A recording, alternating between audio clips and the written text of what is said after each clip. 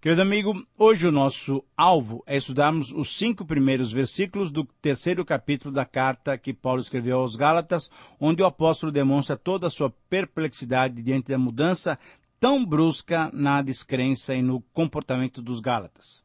Creio que você se lembra da divisão tripla dessa epístola que estamos estudando. Nos capítulos 1 e 2, Paulo defendeu a sua autoridade de apóstolo e refutou diversos argumentos dos judaizantes. Na terceira parte, que nós vamos estudar ainda, nos capítulos 5 e 6, Paulo mostra a parte prática da vida cristã, isto é, como andar no Espírito e como viver na liberdade. Mas nessa segunda parte, nos capítulos 3 e 4, que agora começamos a estudar, Paulo expõe o conteúdo do Evangelho. É aqui que Paulo demonstra que a justificação do homem perante Deus acontece somente por meio da fé, a partir da fé, sem considerar as obras humanas. A justificação vem pela fé e por nada mais.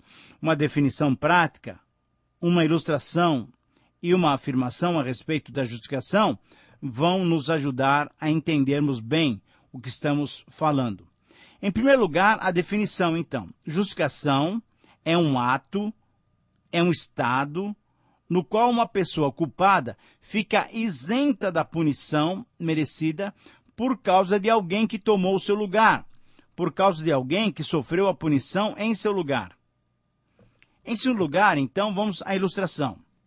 Veja bem, se alguém subisse em um avião sobre uma das nossas cidades e deliberadamente lançasse uma bomba sobre ela, ou, de alguma outra maneira, causasse ferimentos, mortes e destruição das propriedades pessoais, como, por exemplo, nós vimos no ataque às Torres Gêmeas norte-americanas, certamente todos nós esperamos que ele ou que essas pessoas devam ser punidas.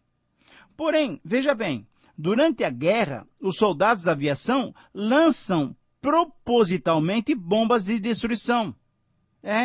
Veja bem, eles causam mortes, destruição, mas não são punidos. E por que não são punidos?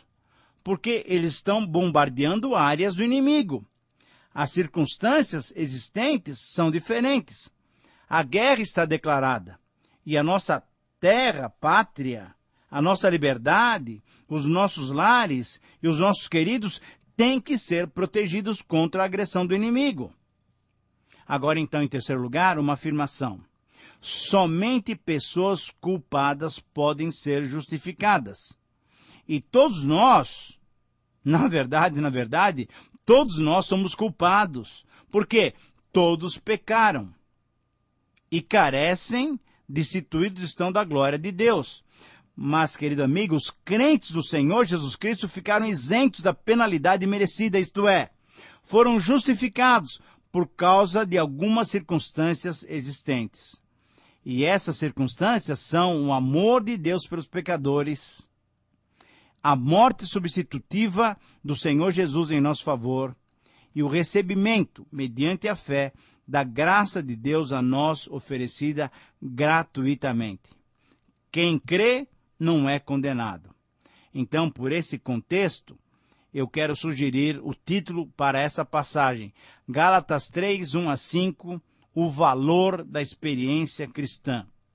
Eu repito, o valor da experiência cristã. Esse é o título para esses primeiros 5 versículos do capítulo 3. Do ponto de vista dos judeus, e especificamente dos judeus cristãos, que eram os judaizantes legalistas, todo e qualquer gentio, isto é, os estrangeiros, que não pertenciam à raça judaica, não poderiam ser salvos. Veja que absurdo. Uma vez que eles eram estrangeiros, os gentios, não pertencentes à linhagem judaica, não pertenciam ao povo de Deus e não conheciam a lei.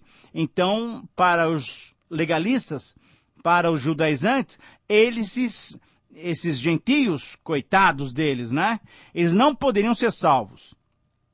Segundo o entendimento dos judeus, a prática da lei, a obediência à lei, faria com que as pessoas se tornassem amigas de Deus, encaminhando tal pessoa para a salvação. Ora, se alguém não fosse judeu, ele teria grande dificuldade de encontrar a justificação, isto é, a salvação. Ser gentio, no entendimento da época, era ser excluído, era ser marginalizado, era estar longe da salvação. Entretanto, a verdade que não poderia ser esquecida era que antes dos Gálatas, que eram gentios, antes deles conhecerem a lei, Jesus já tinha morrido por eles e por todos aqueles que, gentios ou judeus, estavam dispostos a receber esse presente de Deus. Jesus fez isso, morreu por eles, morreu por nós, para tirá-los daquela situação de inferioridade, de marginalização. Jesus fez isso permitindo-lhes uma nova condição de receberem a justificação de graça pela fé no seu sacrifício. Crendo em Jesus, recebendo a justificação como consequência normal, os Gálatas e todos que creem em Cristo recebem o Espírito Santo. E logo no início da vida cristã, eles tiveram várias experiências extraordinárias com o Senhor Jesus. Ora, por isso é que Paulo se surpreendeu. Paulo ficou realmente perplexo diante de uma mudança tão brusca e tão radical dos Gálatas. Uma vez que eles tinham recebido tudo de graça, uma vez que eles estavam experimentando a ação do Espírito Santo entre eles, como é que eles poderiam tão rapidamente negar todas as boas experiências que tinham tido nessa nova vida e se deixar dominar pela pregação ilusória que insistia na necessidade do cumprimento da lei? Para Paulo e para o verdadeiro Evangelho, negar a liberdade é negar a Cristo, pois só Ele é capaz de nos fazer viver na justiça e na liberdade. Pela fé em Jesus Cristo, os gentios agora faziam parte do povo de Deus, sem a necessidade de cumprir os requisitos da lei mosaica. Entre eles, o requisito da circuncisão. Os estrangeiros, pela fé, se tornaram filhos de Abraão, transformando-se assim em povo de Deus. E isso significava que não havia mais necessidade de se cumprir a lei, que não estavam mais escravizados e não estavam mais sob a lei. Na verdade, apesar de todas as experiências com o Espírito Santo, que os conduzia à liberdade, os Gálatas tinham atendido aos judaizantes e aprovado as suas falsas doutrinas. Então, como resultado, eles colhiam confusão, insegurança e falta de alegria no Senhor, demonstrando uma estagnação e até um retrocesso na sua vida espiritual. Por isso, querido amigo, a frase que pode nos ajudar a entender a mensagem desses versos e certamente nos desafia é a seguinte. Anote aí, por gentileza. A experiência cristã deve confirmar que, independente das obras, só o verdadeiro Evangelho proporciona a justificação pela fé. Eu repito, essa é a frase que sintetiza Gálatas 3, 1 a 5. Essa é a frase desafiadora para todos nós. A experiência cristã deve confirmar que, independente das obras, só o verdadeiro Evangelho proporciona a justificação pela fé. E aqui, nesses 5 versículos, nós vamos encontrar 5 contrastes que confirmam que, através da experiência cristã, nós somos justificados apenas pela fé. O primeiro contraste se estabelece entre a fascinação e a exposição da cruz, versículo 1. O assunto desse parágrafo, logicamente, é a justificação pela fé. Paulo refere-se à experiência dos Gálatas. Como eles conseguiram obter a salvação? Eles foram salvos pela lei? Não, logicamente que não. Eles foram salvos pela fé em Cristo. E nesse verso primeiro, Paulo, com ousadia, chama os Gálatas de insensatos, de loucos. Eles não agiram com sensatez, com inteligência. Paulo diz que os Gálatas não estavam usando a mente, estavam agindo sem o bom senso. Paulo pergunta o que na realidade estava acontecendo com aqueles cristãos. O que foi que aconteceu? Por que vocês mudaram de ideia? Que insensatez é essa? Paulo diz que diante dos olhos deles, dos Gálatas, Jesus tinha sido apresentado como crucificado. O apóstolo Paulo havia apresentado a pessoa de Jesus, de Cristo crucificado, com fatos e ilustrações, ou de um modo que eles ficaram conhecendo muito bem sobre a morte, sobre o significado, sobre a sua finalidade, sobre o seu propósito, a morte, o sacrifício de Cristo. Certamente Paulo usou todos os recursos para mostrar tudo a respeito da morte e do sacrifício do Senhor Jesus. E como através dessa morte, desse sacrifício, nós encontramos a justificação. Então Paulo perguntou: quem é que vos fascinou? Quem é que vos iludiu? Quem é que vos enganou? Quem é que vos hipnotizou, fazendo-os esquecer a verdade do Evangelho tão recentemente pregada a vocês? O contraste que Paulo fez é muito claro. Os Gálatas não eram limitados mentalmente, não eram incapazes de raciocinar. Os Gálatas eram pessoas inteligentes e não deveriam ser iludidos com facilidade. O que na verdade aconteceu foi que eles não exercitaram o discernimento espiritual. Os Gálatas não empregaram a capacidade de percepção. Para não sermos iludidos, enganados e manipulados, querido amigo, nós devemos ter as nossas mentes sempre bem vigilantes para identificar esses falsos mestres com as suas heresias. Então, Paulo estabelece um segundo contraste. Esse segundo contraste se dá entre as obras da lei e a pregação da fé no versículo 2. Agora, no verso 2, então, Paulo faz uma pergunta muito importante. Ele queria saber, ele queria tentar entender como é que foi que os Gálatas receberam o Espírito Santo. Esse é um assunto tão importante que Paulo, nessa pequena carta, menciona o Espírito Santo 15 vezes. Ora, amigo, é certo que todo crente tem o Espírito Santo no seu coração. Ninguém pode ser crente se não tiver o Espírito Santo. O Espírito Santo é o próprio selo da nossa salvação, da nossa herança espiritual e eterna. Mas o contraste que Paulo estabeleceu foi: os Gálatas tinham recebido o Espírito Santo por praticarem os preceitos da lei, ou tinham recebido o Espírito Santo pela fé, quando creram na mensagem do verdadeiro Evangelho? Os Gálatas, como dissemos anteriormente, estavam sendo influenciados pelos judaizantes e legalistas, pelos seguidores da lei de Moisés. E Paulo, então, querendo que eles refletissem sobre o próprio comportamento, lhes perguntou: eles haviam recebido o Espírito Santo por meio das obras da lei?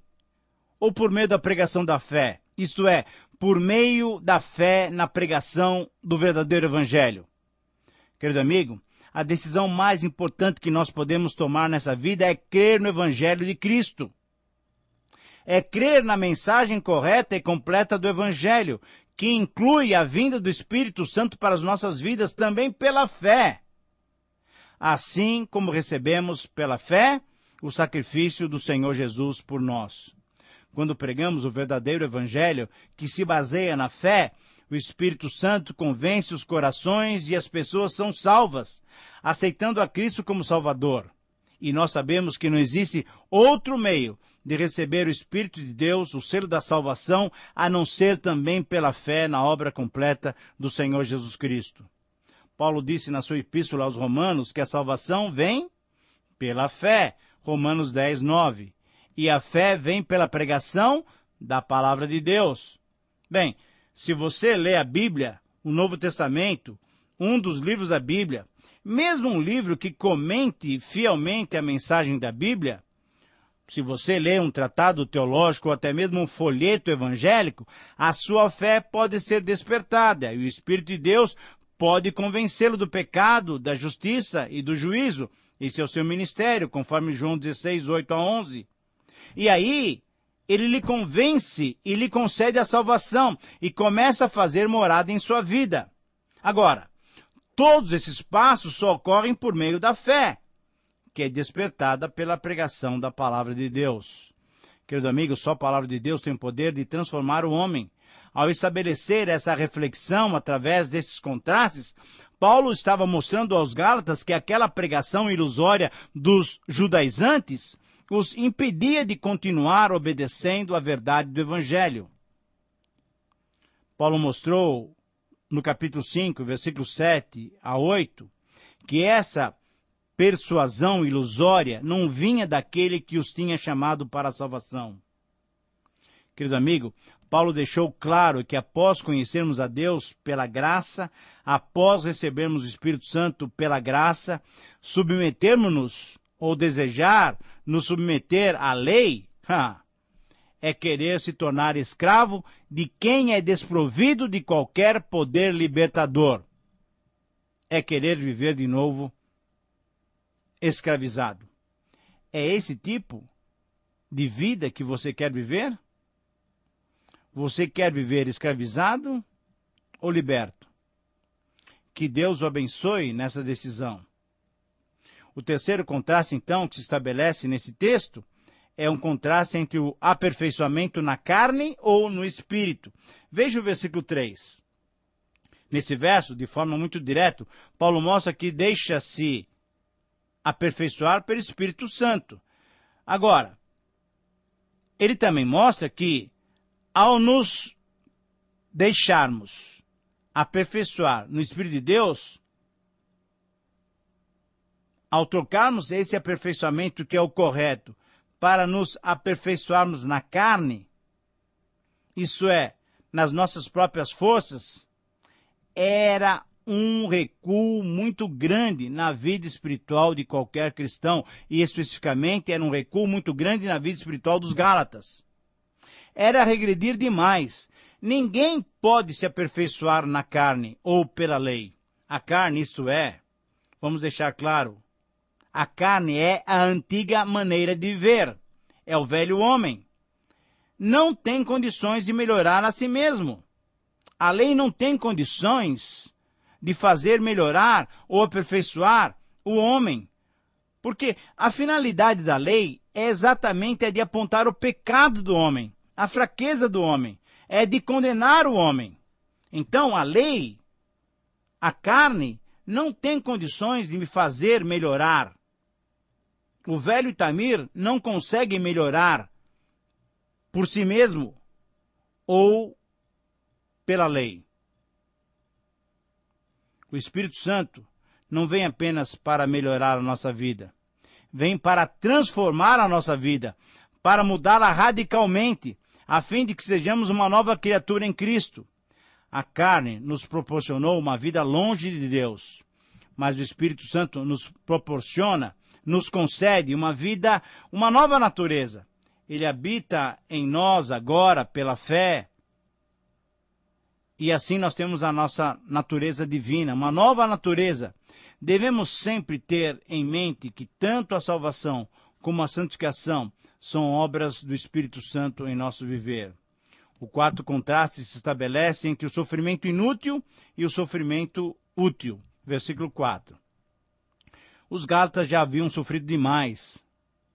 Porém, em face da mensagem legalista, em face da influência dos judaizantes, agora eles estavam deixando tudo de lado, esfriando, estavam deixando a sua fé, deixando a palavra de Deus. A mensagem de vida e de graça estava sendo deixada de lado. Os Gálatas se demonstraram volúveis. Agora, se eles já tinham sido perseguidos, sofrido como cristãos, por que agora, deixando o Evangelho, estavam querendo uma vida mais suave? Afinal de contas, o sofrimento tinha sido inútil?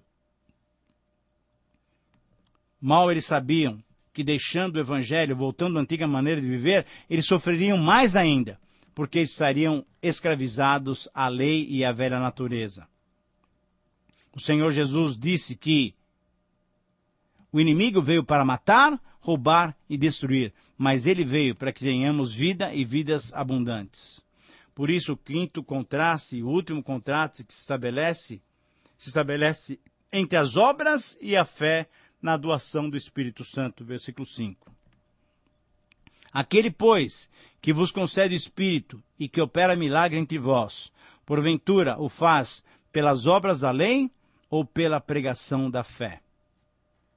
Aqui Paulo desferiu um golpe mortal nos judaizantes, demonstrando cabalmente que a doutrina que insiste na obediência às regulamentações da lei não merecem crédito do cristão maduro. Querido amigo, afinal, quem é aquele que concede o Espírito Santo a todos nós que somos salvos? É Jesus Cristo. Ele é quem opera milagres no nosso meio. Todo cristão deve saber que assim que recebe a Jesus, o seu Senhor, Assim, pela fé, ele recebe também o Espírito Santo. O Espírito Santo passa a habitar nele. Os Gálatas certamente sabiam que o Espírito Santo viera morar neles. A presença do Espírito Santo em nossas vidas é o selo e a garantia da nossa salvação, da nossa justificação. Os Gálatas certamente deveriam saber disso, porque como gentios, provavelmente eles nunca tinham ouvido falar de lei de Moisés. E que história é essa agora, de voltar a praticar, ou de praticar uma coisa que eles nem conheciam? Ao fazer essas 5 perguntas contrastantes, que nós encontramos nesses versos, Paulo demonstrou claramente a insensatez da doutrina dos judaizantes. Espero, querido amigo, que você seja sensato para preferir a nova vida plena de liberdade que só Jesus Cristo nos concede. Um grande abraço, que Deus lhe abençoe, até o próximo programa.